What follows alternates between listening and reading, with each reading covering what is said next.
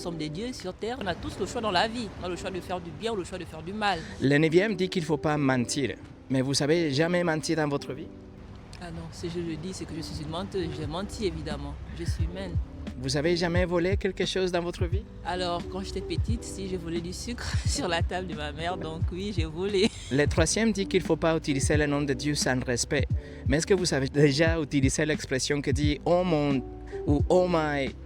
Oui, bien sûr, c'est dommage, c'est le quotidien. Oui, j'ai déjà utilisé. Le 7e dit qu'il ne faut pas commettre de l'adultère, c'est-à-dire si nous sommes mariés, il ne faut pas aller avec quelqu'un d'autre. Mais Jésus a dit que si on regarde quelqu'un avec la convoitise, avec un désir charnel, c'est pareil comme si on a déjà commis de l'adultère avec la personne. Le 6e, c'est la même chose, il nous dit qu'il ne faut pas tuer, mais la Bible dit encore une fois que si on a la haine vers quelqu'un, c'est comme si on avait déjà tué la personne. Donc, je ne sais pas s'il faut le dire comme ça, s'il faut assumer à ce moment-là, alors tout le monde sera en enfer.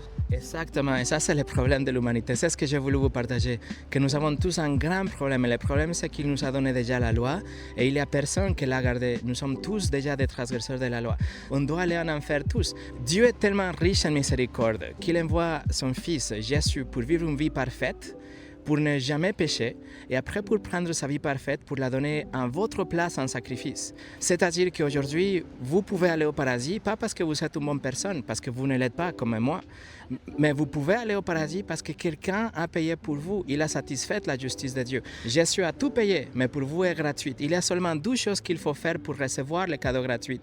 Numéro 1, c'est la repentance, c'est-à-dire il faut se détourner de votre péché, de toutes ces choses que vous faites aujourd'hui, que vous savez dans votre conscience qu'il ne faut pas faire, vous détournez de ces choses. Et numéro 2, il faut placer votre confiance en Jésus seul.